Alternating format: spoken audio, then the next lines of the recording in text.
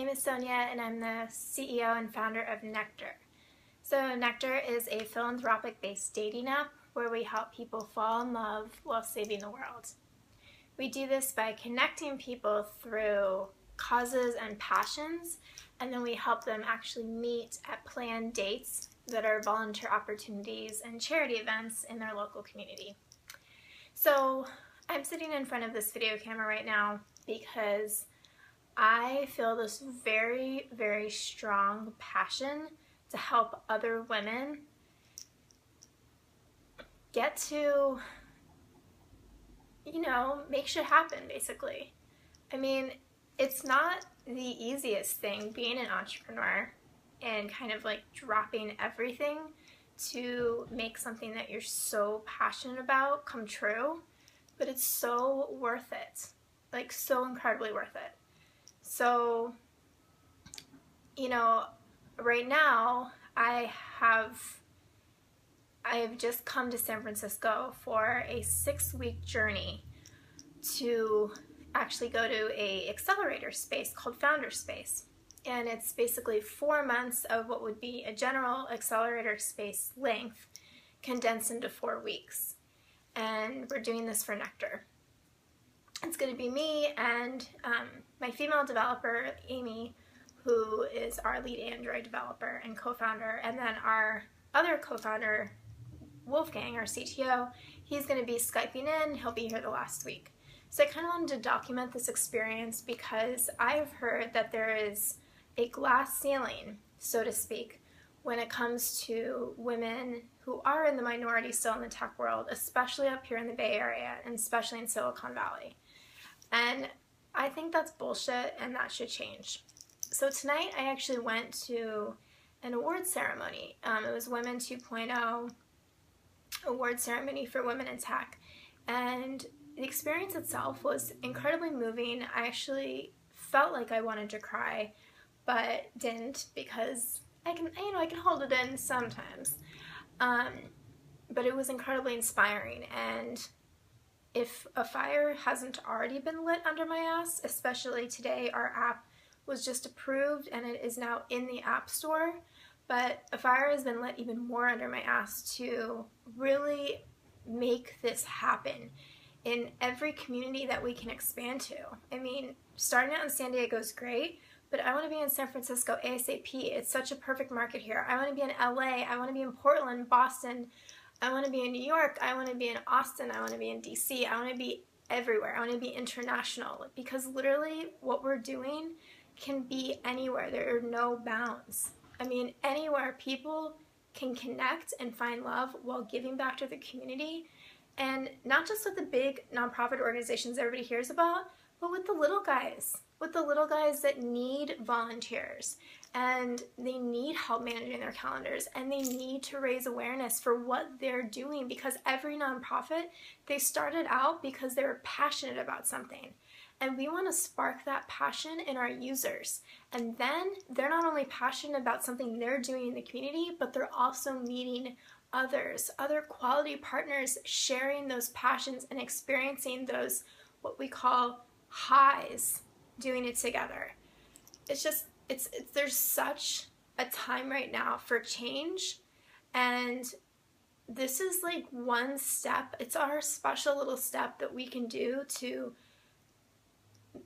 kind of change, I guess, the face of dating. So we want to disrupt dating, and we don't want to follow all the same models that everybody else is doing. We want to do something different, and that is what Neqtr is doing.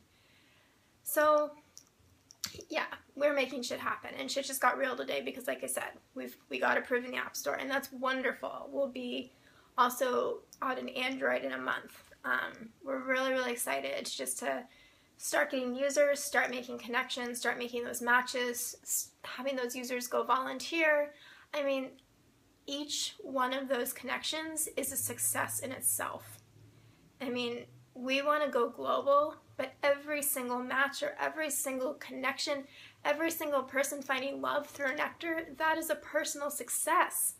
It's amazing. I mean, how much we can do with just what we can even touch is amazing. Amazing, amazing. Yes, I said that word like 50 times now. I'll look at the source next time and come up with some other words.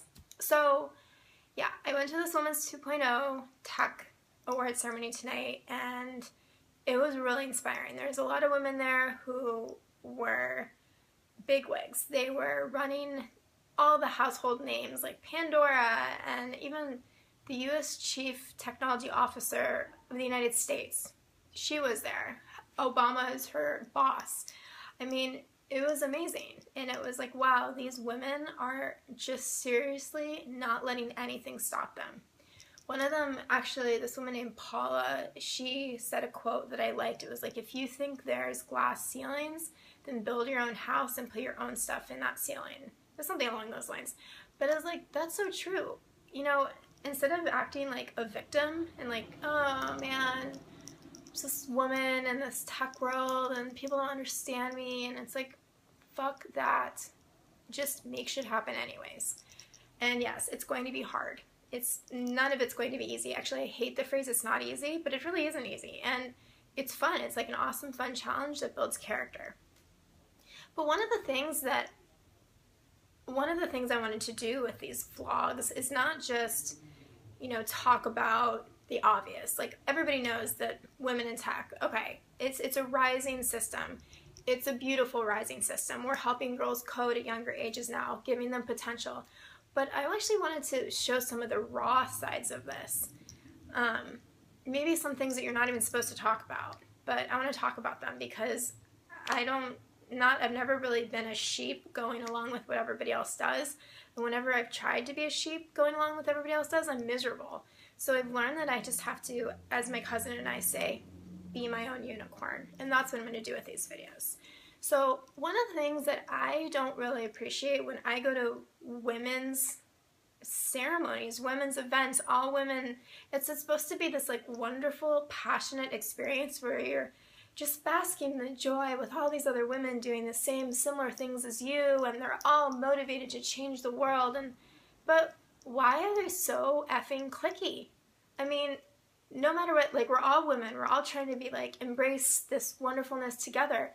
But when I go to those events, I'm always getting these like judgy sideways glances. I mean, they're in these really small cliques where like it's impossible to approach them. And so I don't know if that's because I put effort into my style and I feel like I can conquer the world in a skirt. I don't know if I'm supposed to, you know, dress kind of schlumpy and maybe then women wouldn't feel intimidated of me. But like, I don't want to live by those restrictions. And so I get these kind of judgy looks whenever I go to these types of events. Or when I go to events where it's like dominantly men, obviously it's much easier for me to talk to people. And I just think that's really, really lame because I really want to connect with these women. I think these women are powerful. I think they're inspiring, and I don't appreciate kind of that hostile glance. And maybe I do it too, and if I do, I sincerely apologize to anybody that I've done that to. And I should really be more aware of those expressions because I don't like being treated that way, and I feel like we're all in this together, or we should be. But one of the reasons that women give these expressions is because women do have to work harder to get where they are today. And there's a lot more competition. And you really have to hustle. Like, hustle is my middle name. And you do have to hustle to get to where you want. It's harder for women to find female mentors because they are working their ass off to get to where they are. And, you know, however, having a female mentor can change your life. So it's like, how do we kind of bridge that gap between women starting out and these high-powered women who have already kind of conquered the world, but they're still adding to that queue to make it even more powerful? Because we need you guys, like us little people initially. We need you guys. We need your support. And, you know, I understand it's like, it's rough for all of us, but it's also amazing, and it's inspiring, and it's empowering. And we're all passionate, and I mean, can't we just all do this together? And I guess, like, you know, for those events, I should bring a buddy. It should be a buddy system. Then you can work the room together. And it's just that, like, I don't always have that opportunity to bring somebody. Or maybe these events cost a lot of money, and I just feel this really strong feeling of being compelled to go to these things. So then, yeah, I get the bitchy sideways glances, and it's really effing annoying. So I'm trying to figure out how we can change that, because women in tech, we're a unit, and we don't need to be hostile toward each other, do we? I mean, really, in the grander scheme of things? So that's kind of like my little intro, but I know it wasn't that exciting. But I'm going to keep documenting this trip and talk about what's really happening in these accelerators. Like, do we, how do they help us? How do they inspire us? What kind of things are we learning from it? And then, you know, as a female-run organization, how do they impact us personally? Are they helping us feel more empowered in our roles? Are we feeling any kind of, like, oppression? I mean, the stuff that I'm really curious about, especially now being in the Bay Area, and it's not the friendly, like, everybody's smiley San Diego networking events that I'm used to. So I'm really curious to see how it's different up here. And so with that note, I will leave you with that, and let's talk again tomorrow.